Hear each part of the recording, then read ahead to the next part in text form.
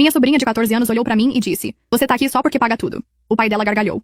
Pessoal, preciso desabafar aqui porque ainda estou processando tudo o que aconteceu nos últimos meses. Essa história é sobre como descobri que minha família me via apenas como um banco ambulante e como decidi que já estava na hora de fechar as torneiras. Preparem-se porque tem muito plot twist pela frente. Vou começar pelo contexto. Tenho 34 anos, trabalho no setor financeiro e sempre fui a pessoa mais estável economicamente da família. Não porque sou rica, longe disso, mas porque aprendi desde cedo a ser responsável com dinheiro e construí minha carreira com muito suor. Nos últimos 6 anos, sem exagero, sustentei praticamente toda a minha família estendida. Pago o aluguel da minha mãe há 4 anos, desde que ela se aposentou e descobriu que a pensão não cobria nem metade das despesas.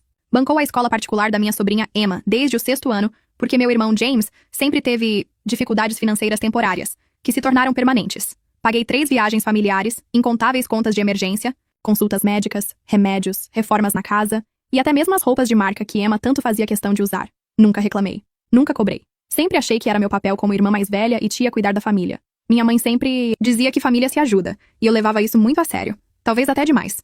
O dia que mudou tudo começou de forma completamente normal. Era uma sexta-feira à tarde quando recebi uma ligação da minha mãe me convidando para uma festa surpresa. Ela disse que era para comemorar o aniversário dela no sábado à noite. Fiquei confusa porque o aniversário da minha mãe é em março, mas ela explicou que queria fazer uma celebração antecipada porque estava se sentindo solitária. Comprei um presente caro, um perfume francês que ela sempre mencionava querer, e me arrumei para ir até a casa dela no sábado às 7 da noite. Quando cheguei, a casa estava decorada com balões cor-de-rosa e havia uma mesa cheia de doces. Pensei que estava um pouco infantil para um aniversário de 62 anos, mas cada um tem seu estilo. Foi quando Emma apareceu toda sorridente usando o vestido que eu havia comprado para ela no mês anterior, que custou mais de R$300, e gritou para todos ouvirem que tinha passado para o ensino médio com notas excelentes. Foi aí que entendi. A festa não era para minha mãe, era para Emma, e ninguém havia me contado. Fiquei ali parada, segurando o presente da minha mãe, tentando processar porque tinham mentido para mim. James se aproximou rindo e explicou que quiseram fazer uma surpresa para Emma e que acharam que eu ficaria feliz em celebrar o sucesso acadêmico da minha sobrinha. Até aí, tudo bem. Eu realmente ficaria feliz. O problema foi o que aconteceu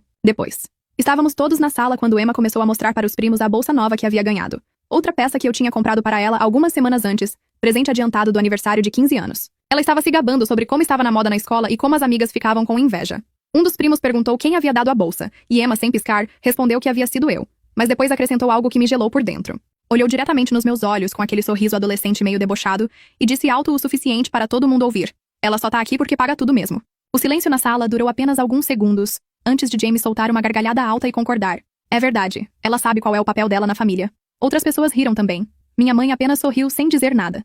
Ninguém me defendeu. Ninguém disse que estava errado. Eu era apenas o banco da família, e aparentemente todos sabiam disso, exceto eu. Senti uma mistura de humilhação, raiva e uma tristeza profunda que não conseguia explicar. Fiquei mais uns 20 minutos na festa, forçando sorrisos e fingindo que estava tudo bem, mas por dentro estava planejando minha saída estratégica de toda aquela dinâmica tóxica. Cheguei em casa naquela noite às 10h30 e fiz algo que nunca tinha feito antes. Sentei no meu computador e calculei exatamente quanto havia gasto com minha família nos últimos 6 anos. Abri planilhas, extratos bancários, comprovantes de transferência. Trabalhei até às 4 da manhã fazendo as contas. O resultado me chocou. R$528 mil. R$500 mil que eu havia dado para minha família nos últimos 6 anos. Aluguel, escola, emergências médicas, presentes, viagens, contas de cartão, empréstimos que nunca foram pagos de volta. Mais de R$80 mil por ano. Todo o meu 13º salário, todas minhas economias, todo o meu esforço financeiro. Na manhã de domingo, antes de qualquer um acordar, fui até o banco pelo aplicativo e cancelei todos os pagamentos automáticos. Aluguel da minha mãe, mensalidade da escola da Emma, cartão adicional que James usava, plano de saúde que cobria toda a família. Tudo cancelado. Bloqueei os cartões vinculados e mudei todas as senhas. Depois imprimi a planilha com todos os gastos dos últimos 6 anos. Separei por categoria e pessoa beneficiada, e deixei na mesa da cozinha da minha mãe junto com um bilhete simples. Acabou hoje. Vocês são todos adultos capazes. Se me procurarem será apenas para um pedido de desculpas sincero. A explosão começou na segunda-feira de manhã às 8 horas. Meu telefone não parou de tocar. Mensagens no WhatsApp, ligações perdidas, e-mails desesperados. Minha mãe deixou 7 mensagens de voz chorando, dizendo que eu estava sendo cruel e vingativa. James mandou uma sequência de áudios furiosos me chamando de egoísta e falando que eu estava destruindo a família. Mas o que mais me impressionou foi que em nenhum momento alguém se desculpou pelo que Emma havia dito ou pela forma como me trataram na festa. Todas as mensagens eram sobre dinheiro, sobre como eu não podia fazer aquilo com eles, sobre como eles dependiam de mim. Nenhuma sobre como me sentiram ou sobre o fato de descobrirem que me viam apenas como uma fonte de renda. Na terça-feira, Emma mandou um e-mail longo e dramático, dizendo que eu achava que era melhor que todo mundo, que estava usando minha situação financeira para manipular a família e que ela nunca tinha pedido para eu pagar as coisas dela. Respondi com um anexo, a planilha completa com todos os gastos específicos dela, incluindo escola, roupas, presentes, passeios e até mesmo o celular que ela usava. Total, R$143 mil em 6 anos. Na mesma resposta, escrevi apenas: "Você tem razão. Nunca pediu, mas também nunca agradeceu. E na primeira oportunidade me humilhou na frente da família inteira. Aprenda matemática antes de falar sobre manipulação." A situação escalou na quinta-feira quando recebi uma ligação da escola. A coordenadora pedagógica disse que Emma havia tido uma crise emocional durante o recreio e precisou ser levada para a diretoria. Entre lágrimas, Emma tinha explicado para a psicóloga escolar que a única pessoa estável da vida dela havia a abandonado e que se sentia perdida. Foi aí que meu coração apertou pela primeira vez desde o domingo. Por mais que estivesse magoada, Emma ainda era uma adolescente de 14 anos e eu realmente a amava. Decidi ligar para ela naquela noite. A conversa foi diferente de todas que já tivemos. Sem gritos, sem acusações, sem drama. Expliquei calmamente que não havia saído da vida dela porque deixei de amá-la, mas porque finalmente tinha começado a me amar e a me respeitar também. Disse que quando alguém que você ama te reduz a apenas sua utilidade financeira, é hora de reavaliar o relacionamento. Emma chorou muito e pela primeira vez admitiu que tinha falado aquilo para impressionar os primos, mostrando que tinha controle sobre os adultos da família. Não era uma desculpa, mas ao menos era uma explicação honesta. Disse que se sentia culpada por eu gastar tanto dinheiro com ela, mas que ao mesmo tempo tinha se acostumado com o padrão de vida e tinha medo de perdê-lo. Foi uma conversa difícil, mas necessária. Expliquei que ser grata não significava se sentir culpada, mas sim valorizar o que recebe e tratar bem quem oferece. Que humilhar alguém publicamente nunca é aceitável, especialmente quando essa pessoa fez sacrifícios por você. Pensei que as coisas estavam se resolvendo até James aparecer na minha porta na sexta-feira à noite querendo conversar como adultos. O que ele realmente queria era me convencer a voltar a pagar as contas, e pior ainda, me revelou que existiam outras dívidas no meu nome que ele havia feito sem me contar. Aparentemente, nos últimos 2 anos, James tinha usado meus dados para fazer empréstimos pequenos e cartões de crédito, sempre pagando as primeiras parcelas para não levantar suspeitas. O total chegava a quase 30 mil reais que eu nem sabia que devia. Quando questionei como ele conseguiu meus documentos, ele simplesmente disse que achou que eu entenderia, já que éramos família. Foi nesse momento que percebi que a situação era muito mais grave do que eu imaginava. Não era apenas falta de gratidão ou educação. Era uso deliberado, planejado e criminoso da minha boa vontade e confiança. Na segunda-feira seguinte, contratei um advogado. Não para processar minha família, mas para me proteger legalmente. Desfizemos todos os vínculos financeiros que ainda existiam, contestamos as dívidas feitas sem meu conhecimento e elaboramos um documento formal exigindo que James pagasse de volta todo o dinheiro que havia pego emprestado nos últimos 6 anos, com juros. O advogado explicou que eu tinha direito de processar por estelionato e uso indevido de documentos, mas optei por dar uma última chance para resolvermos em família. James teria 6 meses para apresentar um plano de pagamento ou enfrentaria as consequências legais. A reação foi explosiva. Minha mãe me ligou gritando que eu estava destruindo a família e que James nunca conseguiria pagar aquela quantia. Respondi que ela estava certa. James provavelmente nunca conseguiria pagar porque sempre contou comigo para resolver seus problemas financeiros ao invés de aprender a ser responsável. Durante 3 meses fui bombardeada com mensagens de outros parentes intercedendo por James, dizendo que eu estava sendo muito dura e que família perdoa. Alguns chegaram a sugerir que eu estava sendo vingativa e pequena. Mantive minha posição. Perdão não significa continuar sendo usada. O que mais me machucou foi descobrir, através de uma prima, que James estava contando para todo mundo que eu havia surtado e estava inventando histórias sobre ele para justificar minha mesquinharia. Segundo a versão dele, eu nunca havia emprestado tanto dinheiro assim e estava exagerando nos valores para chamar atenção. Foi aí que tomei uma decisão drástica. Criei um grupo no WhatsApp com todos os parentes que estavam opinando sobre a situação e enviei todos os comprovantes de transferência, extratos bancários e documentos dos empréstimos não autorizados. Mensagem única. Para que não restem dúvidas sobre quem está mentindo. O silêncio que se seguiu foi ensurdecedor. Algumas pessoas saíram do grupo sem dizer nada. Outras enviaram mensagens privadas pedindo desculpas por terem duvidado de mim. James não respondeu por 2 semanas. Enquanto isso, continuei mantendo contato com Emma. Nossa relação estava lentamente se reconstruindo. Ela havia começado a trabalhar meio período em uma lanchonete nos fins de semana para ajudar com suas próprias despesas, e estava genuinamente se esforçando para ser mais independente.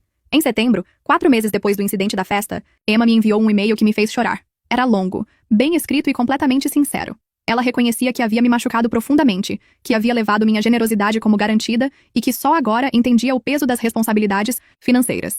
Mais importante, ela se desculpou não apenas pelo que disse, mas pela forma como nossa família toda me tratava. Disse que, observando a situação de fora, percebeu que eu sempre fui vista como uma solução para problemas, ao invés de uma pessoa com sentimentos e necessidades próprias. No final do e-mail, ela agradeceu por tudo que fiz por ela ao longo dos anos e disse que esperava poder retribuir um dia, não com dinheiro, mas sendo uma pessoa que me orgulhasse. Respondi dizendo que ela já era alguém que me dava orgulho e que continuasse assim. James eventualmente procurou o advogado para negociar um acordo. Admitiu as dívidas feitas no meu nome e concordou com um plano de pagamento de 5 anos. Até hoje nunca me pediu desculpas pessoalmente, mas pelo menos assumiu suas responsabilidades legais. Minha mãe levou mais tempo para aceitar a nova realidade. Passou meses alternando entre me ignorar completamente e tentar me manipular emocionalmente. Eventualmente, quando percebeu que eu realmente não voltaria atrás, começou a procurar alternativas para suas despesas. Conseguiu um trabalho meio período e se mudou para um apartamento menor que cabia no orçamento dela. O mais surpreendente foi descobrir que ela sempre teve condições de se sustentar, mas escolheu depender de mim porque era mais cômodo. Quando, forçada pelas circunstâncias, mostrou-se perfeitamente capaz de cuidar de si mesma. Hoje, quase um ano depois, minha vida mudou completamente. Tenho uma conta poupança pela primeira vez em 6 anos. Consegui fazer uma viagem internacional, sozinha, algo que sempre quis, mas nunca sobrava dinheiro. Estou investindo em cursos para minha carreira, e até mesmo considerando comprar meu próprio apartamento. Mais importante que isso, aprendi a valorizar minha própria companhia e a estabelecer limites saudáveis nos relacionamentos. Não sou mais a pessoa que diz sim pra tudo e que assume responsabilidades que não são minhas. Minha relação com Emma continua se fortalecendo. Ela me visita regularmente, sempre trazendo algum presente pequeno que comprou com o próprio dinheiro. Às vezes é apenas um chocolate, mas significa muito mais que qualquer coisa cara que eu costumava comprar para ela. Estamos construindo uma relação baseada em respeito mútuo ao invés de dependência financeira. James paga religiosamente as prestações do acordo, e nossa relação é cordial, mas distante. Ele nunca admitiu que estava errado, mas também nunca mais tentou se aproveitar de mim. Acredito que entendeu que essa porta se fechou permanentemente. Minha mãe e eu estamos reconstruindo nossa relação aos poucos. Ela ainda faz comentários ocasionais sobre como eu fui dura demais com a situação, mas não insiste mais. Acho que no fundo ela sabe que eu estava certa, mesmo que nunca vá admitir. O que mais aprendi nesse processo todo foi que generosidade sem limites não é virtude. É falta de amor próprio. Que permitir que outros te usem não está ajudando ninguém. Na verdade, está impedindo que eles cresçam e se tornem independentes. E que família verdadeira te valoriza por quem você é, não pelo que você pode oferecer. Houve momentos de solidão e dúvida durante esses meses. Momentos em que questionei se não estava sendo exagerada ou vingativa. Mas sempre que começava a vacilar, lembrava daquela frase da Emma na festa e de como me senti naquele momento. Ninguém merece ser reduzido apenas à sua utilidade. Durante esse período de reconstrução, descobri várias verdades desconfortáveis sobre nossa dinâmica familiar. Por exemplo, percebi que James sempre teve dinheiro para suas prioridades. Cerveja nos fins de semana, roupas de marca, saídas com amigos, mas nunca conseguia pagar a escola da filha ou ajudar nas despesas da mãe. Era uma questão de escolha, não de capacidade. Minha mãe também revelou aspectos interessantes da personalidade dela. Quando percebeu que realmente precisava se virar sozinha, mostrou uma determinação e independência que eu nunca havia visto. Conseguiu não apenas o trabalho meio período, mas também começou a fazer bolos para vender e descobriu que tinha uma habilidade culinária que estava desperdiçada há anos. Emma se tornou uma adolescente completamente diferente quando precisou assumir responsabilidades. Além do trabalho na lanchonete, começou a ajudar uma vizinha idosa com compras em troca de uma pequena quantia. Desenvolveu uma maturidade e consciência financeira que me impressionou. Às vezes penso se não fiz um favor a ela ao forçá-la a crescer. O mais irônico de toda essa história é que, ao parar de sustentar todo mundo, acabei ajudando minha família de uma forma que nunca imaginei. Forçados pelas circunstâncias, todos descobriram capacidades e recursos internos que estavam adormecidos enquanto dependiam de mim. James descobriu que podia trabalhar mais horas e conseguir uma renda melhor quando realmente precisou. Minha mãe descobriu talentos e força que não sabia que tinha.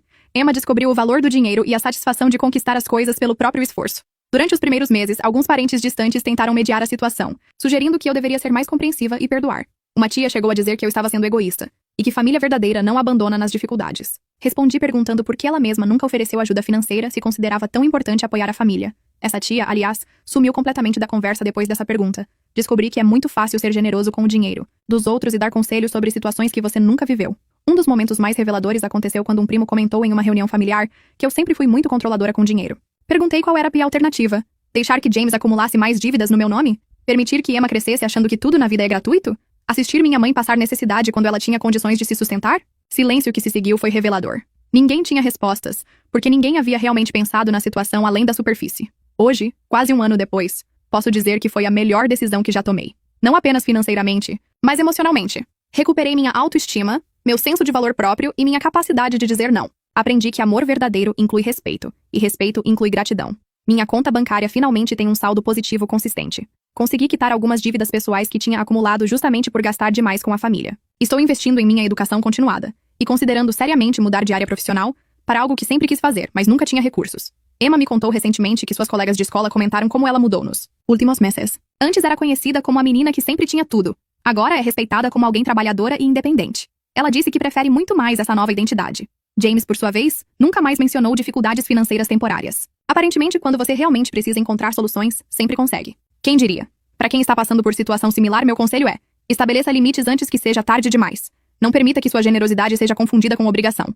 E lembre-se sempre de que você não é responsável por resolver os problemas financeiros de adultos capazes, mesmo que sejam família. Observe também os padrões de comportamento. Se alguém só te procura quando precisa de dinheiro, se nunca demonstra gratidão genuína, se te trata como garantida ao invés de valorizar seu esforço, é hora de reavaliar essa relação. A liberdade que sinto hoje não tem preço. Literalmente. E o melhor de tudo é que agora tenho uma família que me respeita ao invés de uma que me usa. E você, se estivesse no lugar dela, o que faria diferente? Deixe seu comentário.